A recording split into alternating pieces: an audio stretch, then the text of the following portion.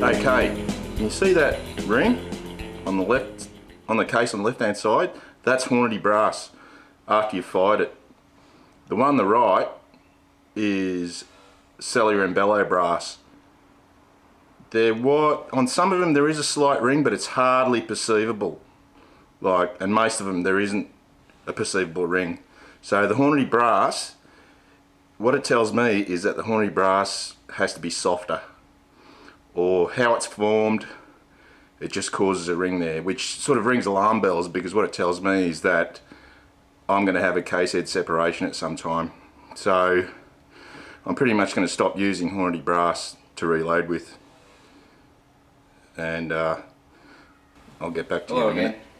This is going to be a little bit of an update on what's going on with my 17 Hornet Hornady brass issues, and also I'll be discussing the Savage 25 to a degree. So I had a heap of Hornady brass that I'd primed that I had after I detected the problem with the primer pockets. So I went ahead, because primers aren't expensive, so I went ahead and I de-primed them all, and the ones that virtually took no effort to de-prime, I put to one side, and then I re-primed everything that had, that took a bit of, not a lot, but a bit of effort to prime, I kept, and the ones that didn't take any effort at all, I de-primed again. And so what I've got, and this is not just new brass that I figured out now. This is not just new brass. This is new brass. Hey, it's new brass that I bought from Brownells, via Brownells Australia, but they actually transfer it from their warehouse in Iowa. So it's new brass, Hornady brass. It's a later lot of factory ammunition that I originally bought, and then when I bought the 527, it came with like over 200 rounds of the 20 grain VMAX factory ammo. That was an older lot, at least I would say probably about a couple of years old. By the look of the box, you can tell the difference between the boxes, and it was tarnished, and so you could tell it was old. So there's a mixture of new brass, new ammo, and old ammo, and it seems to be consistent. I don't know what's going on. So I've got 2, 4, 6, 8, 10, 12, 14, 16, 18. 18 cases where the primer pockets are just, too big.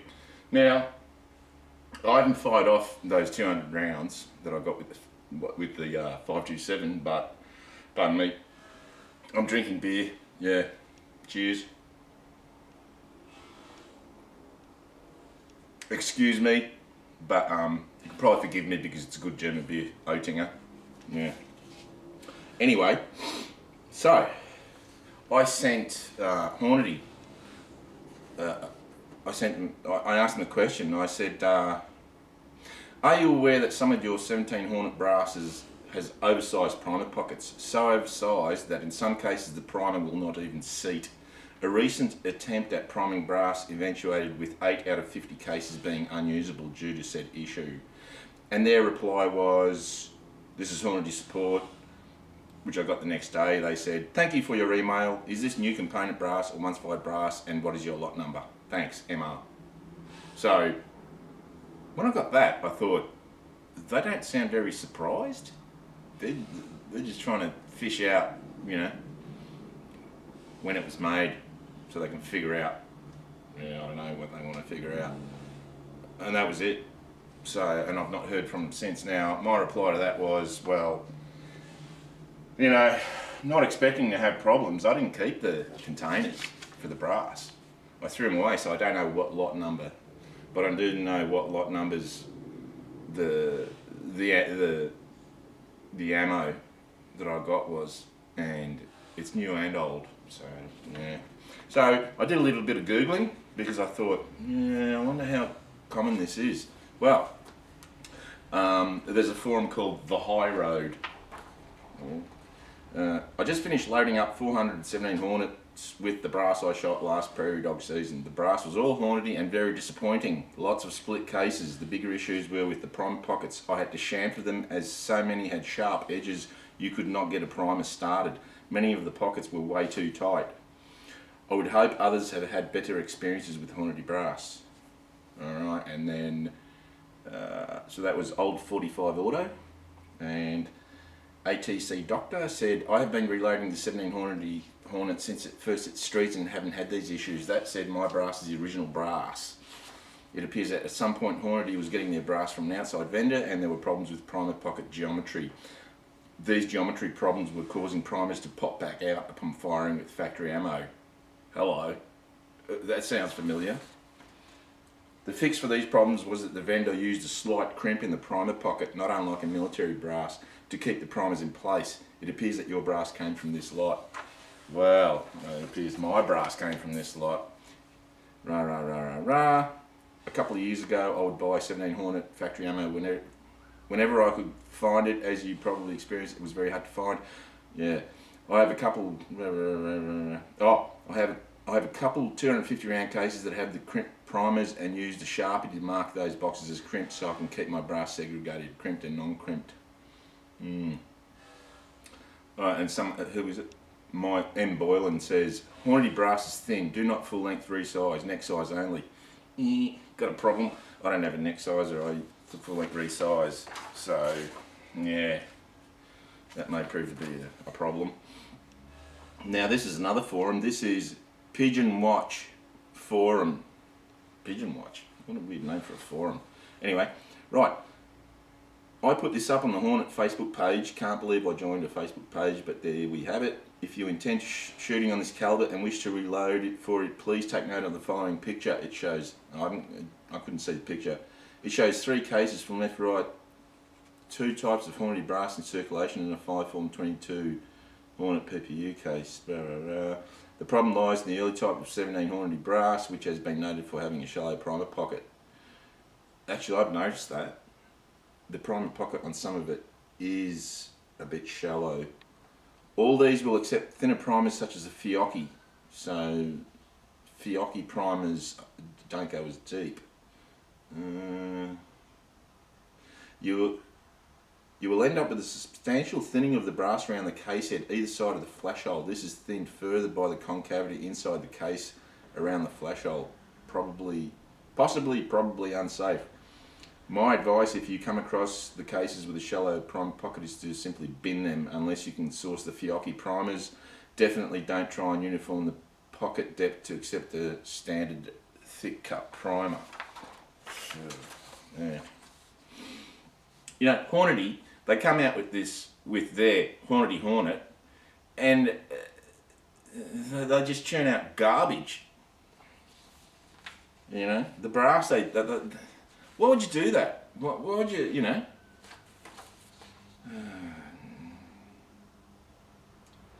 No, not thin from inside, just pocket uniform to take a regular primer. The case design is different. The later Hornady cases being formed in the more... essentially, if the primer pocket is too shallow, just bin the cases. Yeah, whatever. I'll use Fiocchi primers. I know. And, yeah, some weird shit on this. Pardon my French, on that forum. Pictures of big women.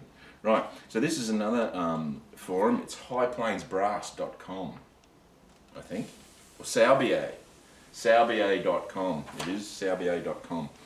It's a forum, and the accuracy of the factory-loaded 17 Hornady Hornet ammo has been purely a pleasure to witness from the CZ. However, when I tried to reload some of the brass, I found the primer pockets extremely tight and too shallow. When the normal small rifle primers will measure 0.116 to 0.118, how did they get them loaded the first time, and what components are they using? The technician I spoke with knew what I was calling about before I explained it. So he called Hornady. So even before he explained his problem, the guy knew what he was talking about. Now, I explained it with him when I told him I had a problem with the 17 Hornet brass. Yeah. He told me they contracted it out and purchased prime brass, and then they loaded it and became aware of the problem after the fact with the primer pockets. he suggested that if I had a military crimp remover to use it first, and then that should allow the primer pocket uniformer tool to get the pocket to the correct depth for seating small rifle primers. It takes a lot of effort to get the pocket from 0.102 inches all the way to 0.116. I have 2 lots of factory ammo, and one is fine with primer pockets and the other 150 pieces is all the bad brass. I have 200...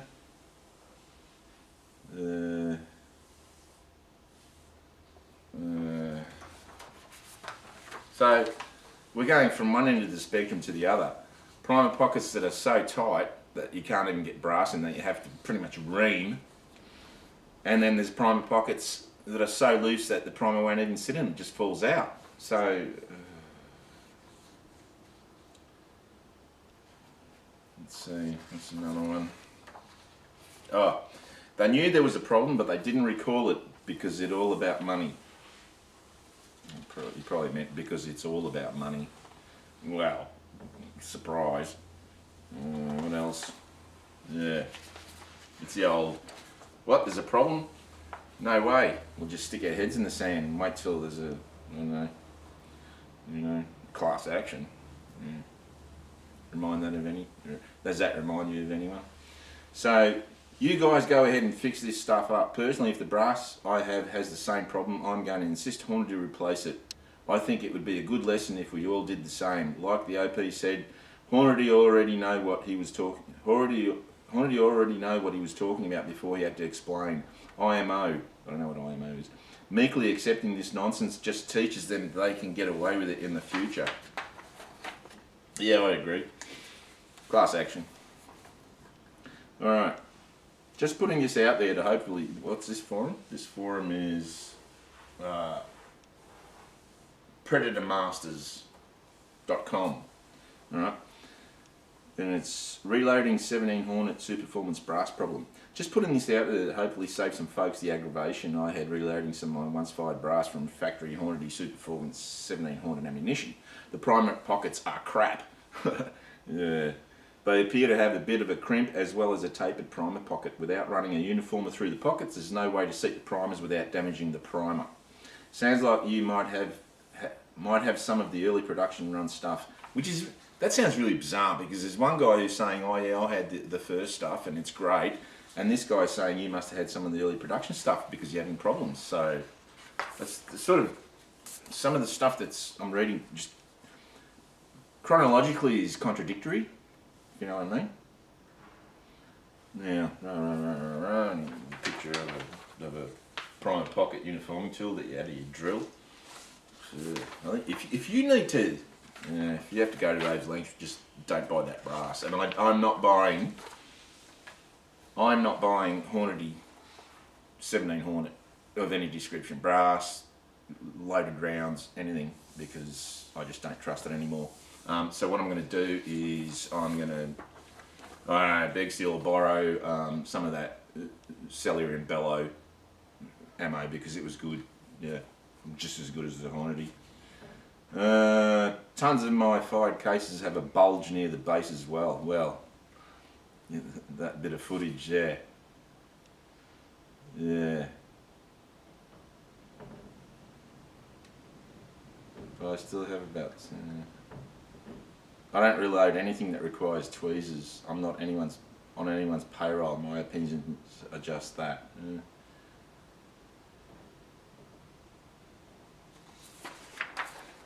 I don't know what that was about. It must have been replying to someone's criticisms. Alright. So this is on... What forum is this on? I don't know what forum it's on. Accurate Shooter. Right. Accurate Shooter, pardon me. Wet the throat. I purchased some once fired factory loaded Hornady 17 Hornet brass. I see that there are 2 different head stamps. I haven't noticed that. All head stamps are the same on mine. Larger and small fonts on the case heads. The large font head stamp brass primes well, but the cases with the smaller font head stamps are very difficult, almost impossible to prime. So, large case font must be the crimp stuff. I haven't seen what you are finding, but I find about 10% of my cases have a primer pocket that is so deep that my extra deep Sinclair primer pocket unifier will not even touch bottom. This is unbelievable. First of all, you got me, where the primer pockets, you know, the primer won't even sit in the pocket. It's so big, so oversized.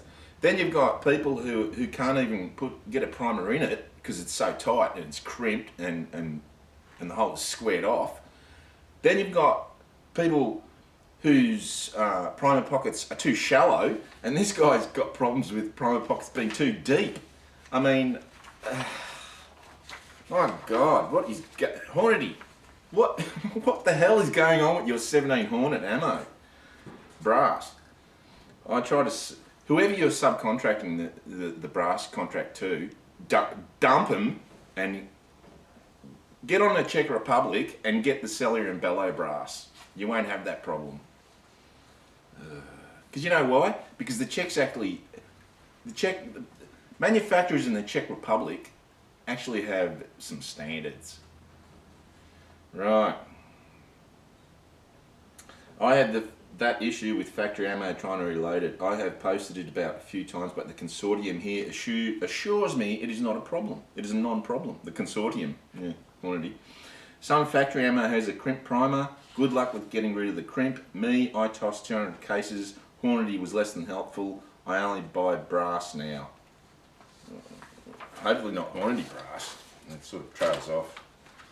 So, man, you know,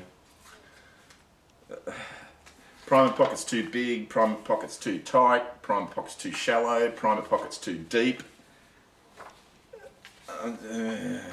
Could you? I don't think there's any other issue that you could have with the primer pocket. That pretty much covers the gamut. The primer pocket issues.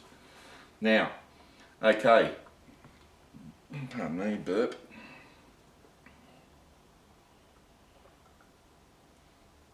The Savage 25. Ah, yes.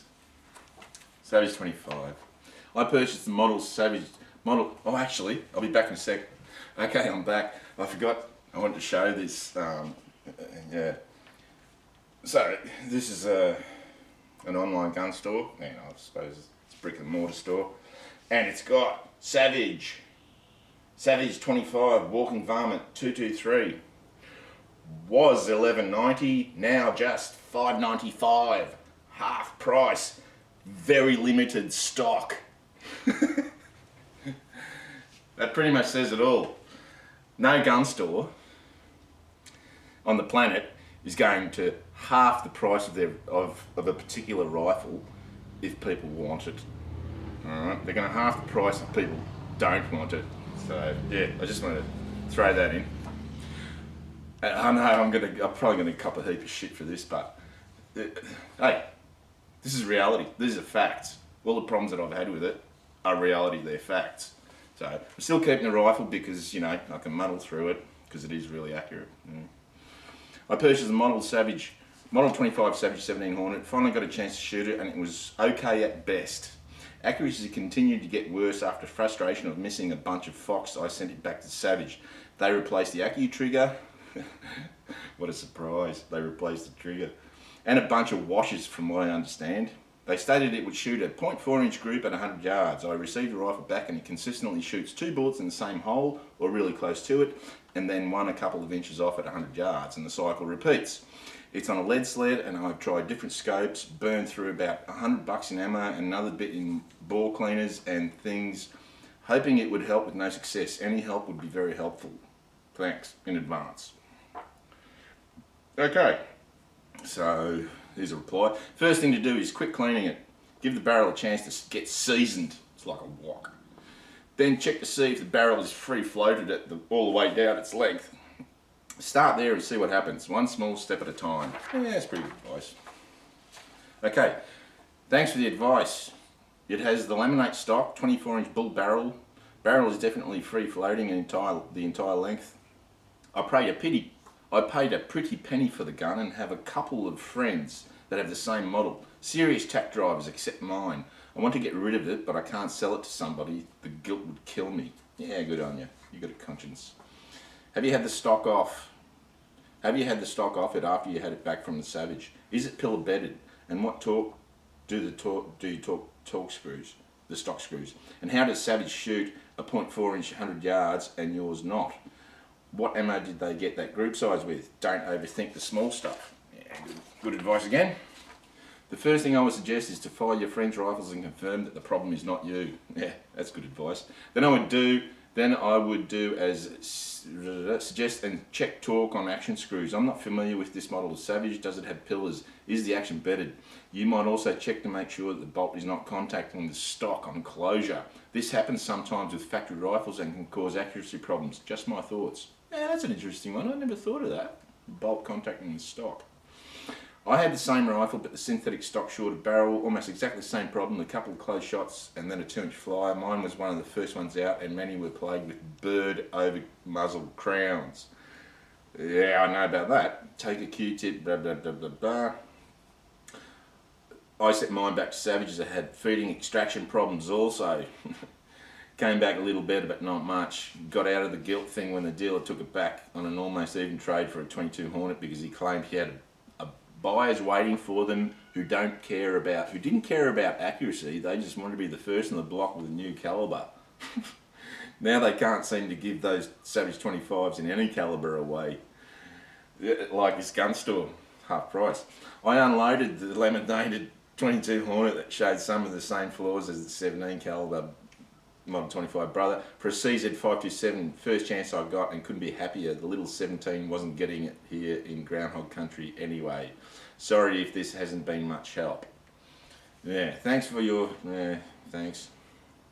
Oh yeah, thanks for your help, guys. I'm no gun expert by any means. I wouldn't even know how to tell if it's bedded or has pillars. Well, yeah, all right. I called the Savage this morning and I'm sending it back. About 1 out of every 10 times working the action, the firing pin will not recock. And he knows the crack in the stock.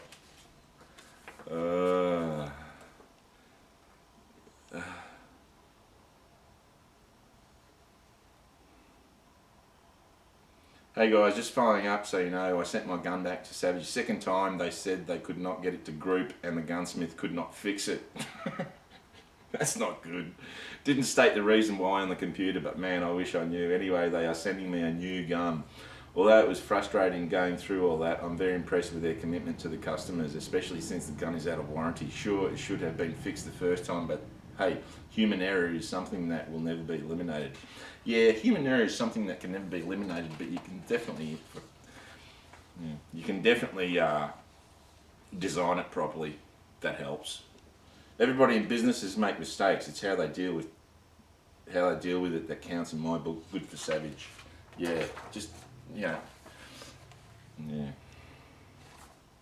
Okay, so that's then there's this other one. What's this for? It's Predator Masters. Yeah, this is Predator Masters. So, went to the range yesterday and ran my hand loads and factory through the rifle. Not one hiccup or problem. This is Savage 25 17 Hornet. I posted in the reloading. You reckon? When I bought it, I didn't think it would run like a $3,000 custom or even a really nice factory. I could tell how it would feel at the counter of the gun shop. Shot fine at the range and my money is well spent.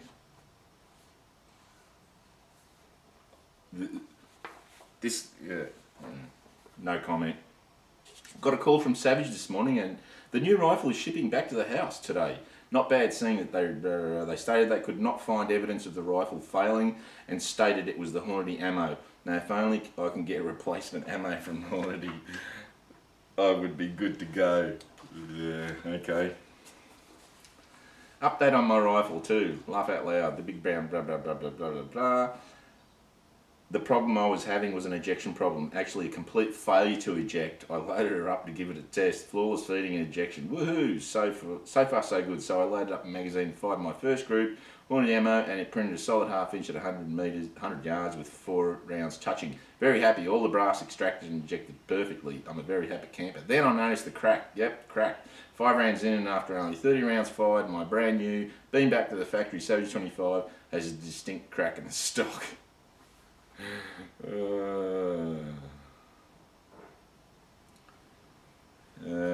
People just telling him if it shoots good, just glue it up. Here's a quote. I don't know. Duct tape and baling wire. Good to go. Here's a little. Democracy is two wolves and a lamb voting on what to have for lunch. Liberty is a well-armed lamb contesting the vote. A quote from Benjamin Franklin, apparently. Yeah. All right. Thanks for the advice, guys. Yep, it's glue, duct tape, and baling wire for me. I'll keep an eye out for a 17 Hornet CZ or maybe a Ruger. A couple of observations regarding the Model 25 in general. You must feed from the magazine. Single loading is possible, but in order to, you can't single load it. You got to feed it from the magazine. The magazine is plastic, not a gig in, and of course, but it screams cheap. To be fair, I've not had feeding issues. I concur. Fit and finish is shoddy. Yep. Like cabinets built out of 2x4s, they may be strong, but they certainly aren't refined. You can get them to work, but they'll never be pretty, heavy and rough. All the paint in the hardware store can't hide the fact that they are 2x4s. Here in Australia, we call them 4x2s. Yeah. The machine work is poor. Yep. The crown is sharp. Yep. I mean sharp enough to cut a roast up for supper. It seems like hurried work, production speed being the issue here. The rifle is very accurate, so it's not a deal breaker, but 10 seconds of finished work would have turned out a quality crown. Exactly. Because of the length of the action, the spacing on the scope base is too long. Yes. The spacing did affect the way I mounted my scope. It worked out okay, but you may have a problem, especially if you plan on using a compact scope design. You're not going to get a compact scope on that, unless you get the D&Z one piece, which I have got on the way. I suppose this can be corrected by using a different scope base, yeah, D&Z. The long action makes the rifle feel kind of cramped when you get behind it. This is a personal thing to me. It's not a deal breaker, but it's annoying. It's an 8-inch long bolt on a 17 Hornet. Is that bizarre or what? Yeah.